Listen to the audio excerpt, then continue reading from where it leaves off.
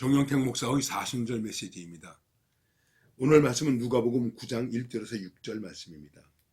예수께서 12제자를 불러 모으사 모든 귀신을 제어하며 병을 고치는 능력과 권위를 주시고 하나님의 나라를 전파하며 앓는 자를 고치게 하려고 내보내시며 이르시되 여행을 위하여 아무것도 가지지 말라.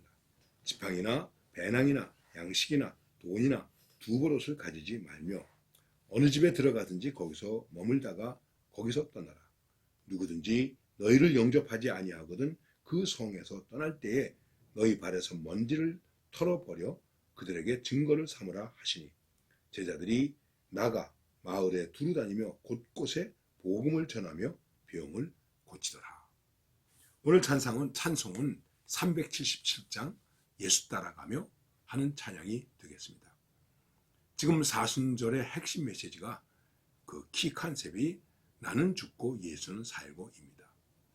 오늘 말씀은 예수님께서 12제자를 불러서 이 제자들을 보내는, 파송하는 말씀입니다. 마태복음 10장에도 또 마가복음 6장에도 이 말씀이 나타나 있습니다. 오늘 말씀에서 보면 예수님께서 제자들을 보내시면서 나가서 귀신을 제어하고 병을 고쳐라. 그래서 그들이 나가서 복음을 전하면서 귀신을 쫓아내고 병을 고치고 이런 놀라운 역사를 일으키게 됩니다.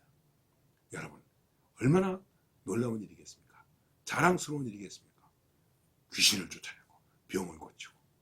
목회하면서 참 어려운 것이 무엇이었냐면 병든 성도들을 위해서 기도할 때 나야 되는데 안 나는 거예요. 참 안타까운 거예요. 나 이렇게 능력이 없나? 그런 생각이 들 때도 있었습니다. 그런데 사실 이 말씀을 깊이 보면은 우리가 볼 때에 능력을 가지고 와서 행하고 능력을 나타내고 병을 고치고 기적을 일으키는 그런 말씀으로 우리가 생각하면서 우리가 승리하고 굉장한 어떤 영웅적인 일을 하는 것으로 생각할 수 있지만은 결국은 이 말씀 속에서 우리가 생각할 수 있는 것은 무엇이겠습니까? 우리는 보냄을 받은 자다. 내 의지가 있는 게 아니에요. 보냄을 받은 자다. 주님이 보내는가. 그래서 나는 죽고 예수님을 살고라는 부름을 가진 사람에게 있어서 굉장히 중요한 것이 하나 있는데 그게 무엇이겠습니까? 나를 주님이 부르셨는가. 콜링이 분명한가. 나를 주님이 부르셨나. 그리고 나를 부르신 주님께서 가라 말씀하셨는가. 그리고 가면서 뭘 해야 됩니까? 하나님의 나라를 선포하라. 하나님의 나라를 선포하는 것이 무엇입니까? 회개하라. 천국이 가까이 왔느니라. 이걸 전하는 것입니다. 그거를 위해서 우리를 보내는 것입니다. 우리를 부르신 것입니다. 그리고 이것을 위해서 갈 때 뭐 준비하지 말라는 거예요. 지팡이나 배낭이나 양식이나 돈이나.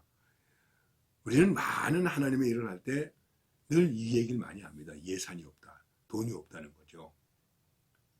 그런데 주님이 그걸 마련해 주지 않았어요. 그런 거 하지 마라. 다시 말하면 하나님 나라 일을 할 때 주님께서 육신적으로 우리에게 보장해 주는 게 우리가 생각하는 것처럼 넉넉하거나 시원치 않다는 것을 말하는 것입니다. 하나님께서 좀 더 많이 부어주시지. 우리는 이런 생각을 할 수도 있습니다. 근데 그런 거 준비하지 마라. 그리고 특별히 이런 말씀하고 있습니다. 어느 집에 들어가면 거기서 머뭇고 영접하지 아니하면 발에서 먼지를 떨어버리고 떠나라. 말씀하고 있습니다. 그게 뭐겠습니까? 개인의 감정 때문에 개인의 인격의 손상을 입으면서 주의 일을 하는 것이 아니다. 여러분, 내가 죽는다고 그럴 때 내 감정이 죽고 내 생각이 죽어야 되지 않습니까?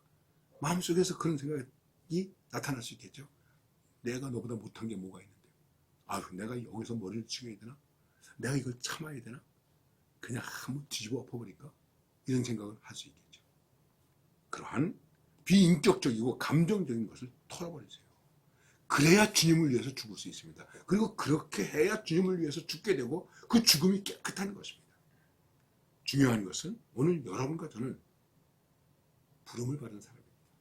보냄을 받은 사람입니다. 그리고 그 자리는 주님을 위해서 죽는 자리라고 하는 것입니다. 그 속에서 복음을 전하고 병을 고치고 회개를 선포하는 그런 역사를 일으키는 것입니다. 다시 한번 주님을 위하여 죽는 자가 어떤 정체성을 가지고 있어야 되는가, 이거를 깊이 성찰하면서 오늘도 주님을 위하여 부름받은 자로서의 온전한 모습을 가지고 인격을 가지고 살아가는 하나님의 사람들이 되시기를 바랍니다.